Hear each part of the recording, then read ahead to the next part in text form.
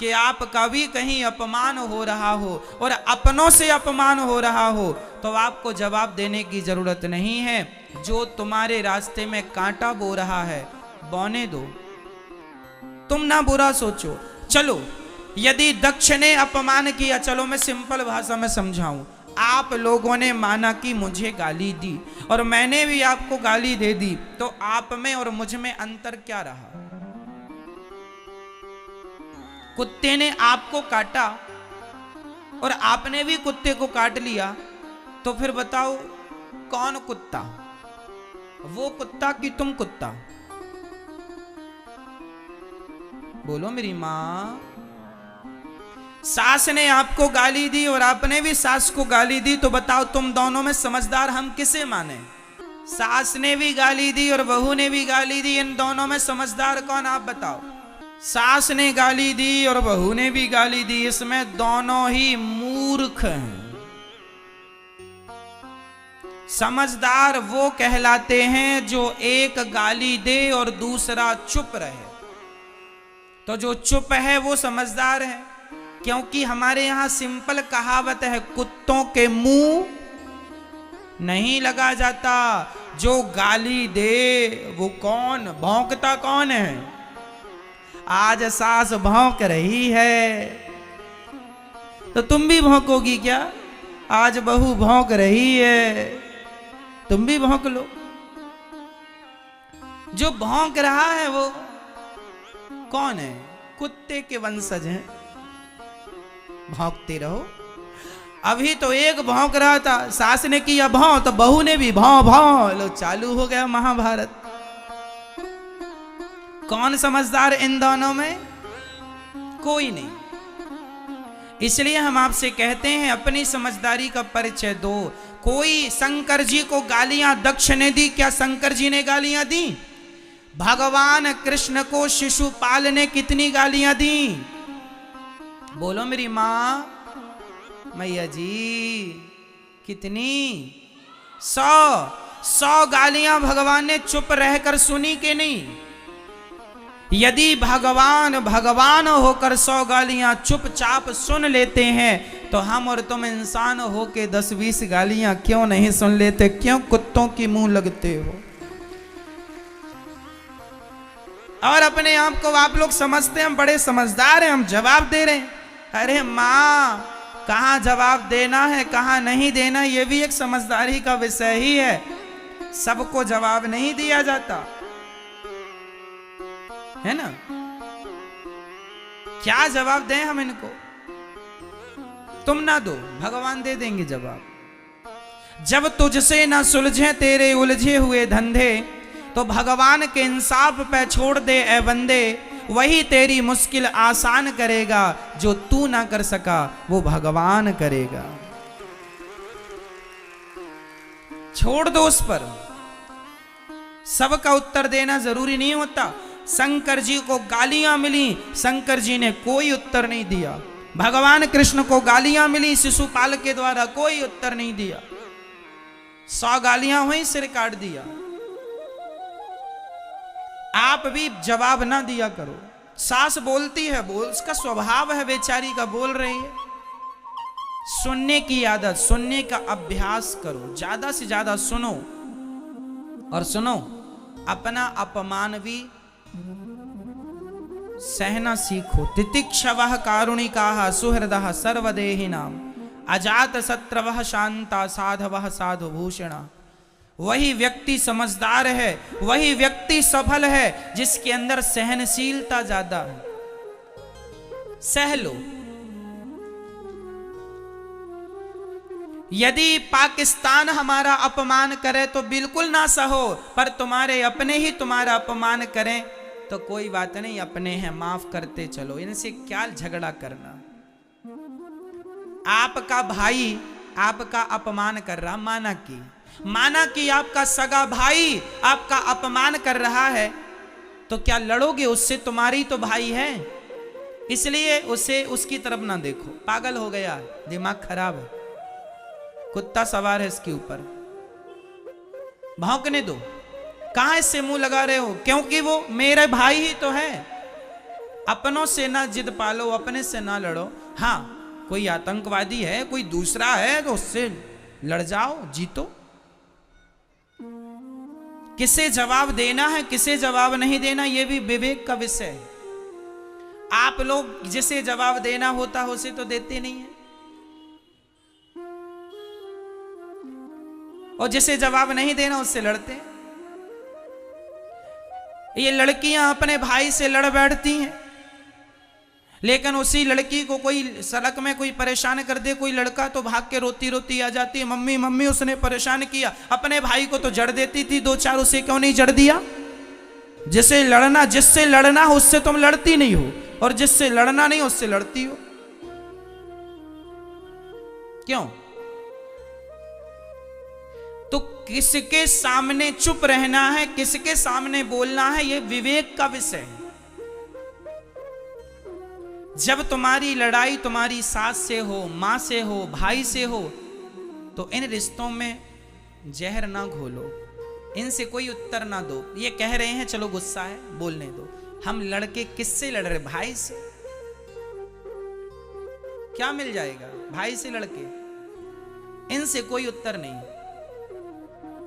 लड़ना है उनसे लड़िए, लड़ना है भ्रष्टाचार के खिलाफ लड़िए, आवाज उठाइए।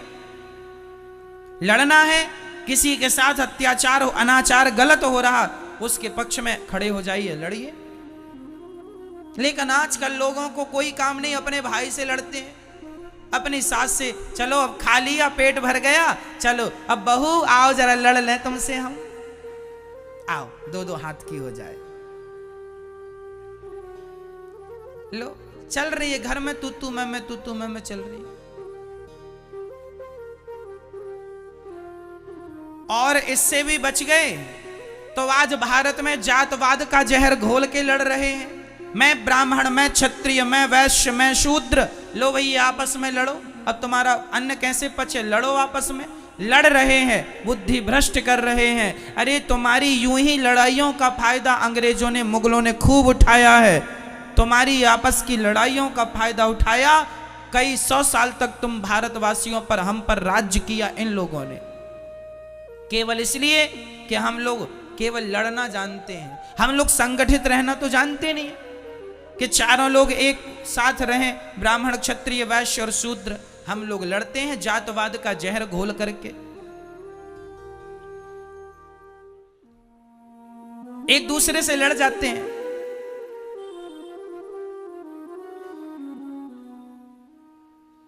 ऐसे ही लड़ो आपस में।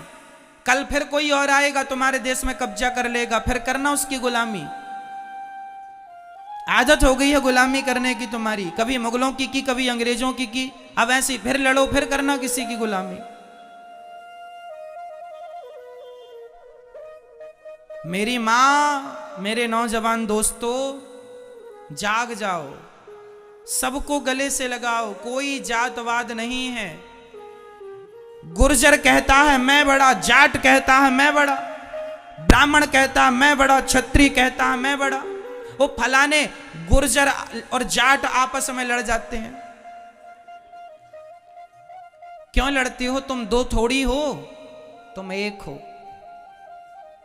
क्षत्रिय और वैश्य आपस में लड़ जाते हैं, तुम दो हो क्या? अरे ऐसे ही लड़ते रहोगे तो कैसे काम बनेगा? आज बहुत सारे मुसलमान लोग ना हिंदुओं के नाम की फेसबुक में आईडी बना लेते हैं और वो जाट बन गए, अपने आप को जाट बन के गुर्जर को गाली दे दी, एक ने गुर्जर बन के जाट को गाली दे दी। वो है मुसलमान और लड़ा रहे हैं हम सबको, लो आप और हम लड़ रहे हैं अज्ञानवश। खूब ऐसा चलता है। क्षत्रिय लोग ब्राह्मणों को गाली दे देते हैं, ब्राह्मण लोग क्षत्रियों को गाली देते हैं। गाली ना हम तुम्हें देते हैं ना तुम हमें देते हो। तीसरा ही मंथरा, कैकई और दशरथ जी में कोई भेद नहीं था, भेद पैदा करने वाली ये मंथरा है। उसी तरह आज भी समाज में कुछ लोग भेद पैदा करने वाले हैं। ऐसे लोगों से अपने आप को बचा के रखना है और आप संगठित रहिएगा। रामचरितमानस में लिखा है, जहां सुमति तहां संपत्ति नाना, जहां कुमति तहां विपत्ति निदाना। जहां संगठन है वहां सब प्रकार की खुशहाली है। जहां झगड़ा है यदि आपस में हम बिखर गए, ये 4 उंगलियां अलग अलग हैं, चारों एक हो जाएंगी, मुट्ठिका हो जाएगा, एक मार दो दांत टूट जाएंगे, वो चारों अलग अलग रहेंगी तो कुछ नहीं कर पाओगे आप। इसलिए संगठित। झाड़ू एक होती है ना, कचरे को साफ करती है, पर वही झाड़ू बिखर जाए तो स्वयं कचरा बन जाती है। यदि बिखर गए तो कचरे हो जाओगे। इसलिए मेरी मां, संगठित रहना। बच्चों को कहना आपस में लड़ाई ना किया करें, भेदभाव मिटा दो। ब्राह्मण क्षत्रिय वैश्य शूद्र हिंदू हम एक हैं, बटो मत। बट जाओगे तो अस्तित्व खतरे में पड़ जाएगा। सब जरूरी है, ज्ञान जरूरी है, विज्ञान जरूरी है, भक्ति जरूरी है, सब जरूरी है, संगठन भी जरूरी है। हम संगठित रहें। हम 4 भाई हैं, एक बाप की संतान हैं। बताओ ब्राह्मण का पिता कौन? ब्राह्मण का पिता कौन? ब्राह्मणोस्य मुखमासीद बाहु राजन्यः कृतः ऊरु तदस्य जदवैश्यः पदभ्यांगुं शूद्रो अजायत। वेद मंत्र है ये। वेद में लिखा है भगवान नारायण के मुख से ब्राह्मण का जन्म हुआ, भगवान नारायण की भुजाओं से क्षत्रिय का जन्म हुआ, भगवान नारायण की जंघा से वैश्य का जन्म हुआ, और भगवान नारायण के चरणों से शूद्र का जन्म हुआ। तो चारों के पिता एक ही हुए कि नहीं? पिता कौन है? नारायण। भगवान नारायण से ही ब्राह्मण क्षत्रिय वैश्य और शूद्र का जन्म हुआ। जब हम एक ही बाप की संतान हैं तो फिर झगड़ा किस बात का है? हम तो चारों एक ही हुए। गुण कर्म विभागशः, केवल आदमी के गुण कर्म के कारण विभाग हो गए। भगवान ने कह दिया एक पिता के विपुल कुमारा, एक बाप की 4 संतानें थी, एक बेटा जरा ज्ञानी था तो बेटे का नाम रख दिया ब्राह्मण। क्या नाम रखा? ये ब्राह्मण है। एक बेटा ज्यादा युद्ध कौशल था, युद्ध में कुशल था, नाम रख दिया क्षत्रिय। एक जरा पैसे पे जरा ध्यान था तो नाम रख दिया वैश्य। और एक बेटे का सेवा में मन था, तीनों का सहयोग करता था, तीनों से प्यार करता था, उसका नाम रख दिया शूद्र। एक्चुअली शूद्र जात नहीं है, ब्राह्मण जात नहीं है, क्षत्रिय कोई जात नहीं है। ये तो हमारे बाप दादों के नाम थे। ब्राह्मण नाम का आदमी था, उसकी जितनी संतान हुई तो ब्राह्मण के नाम से जानी गई। क्षत्रिय नाम के आदमी की जितनी संतानें हुई क्षत्रिय के नाम से। हम लोग एक ही पिता की संतान है। मूल में पिता एक है, नारायण। केवल व्यवस्थाएं बनाने के लिए 4 विभाग किए गए कि ब्राह्मण वेद बचाएंगे, क्षत्रिय अपना देश बचाना, वैश्य पैसा बचाना, और शूद्र इन तीनों का सपोर्ट करना।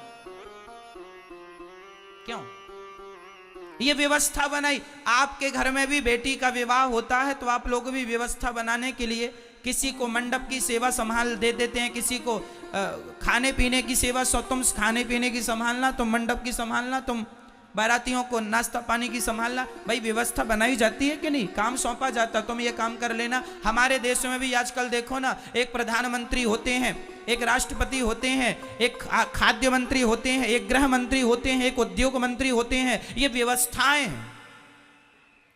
उद्योग का काम करना है, उद्योग मंत्री से मिल लो, और दूसरे काम है तो इन मंत्री से मिल लो, उन मंत्री से मिल लो। क्यों भाई?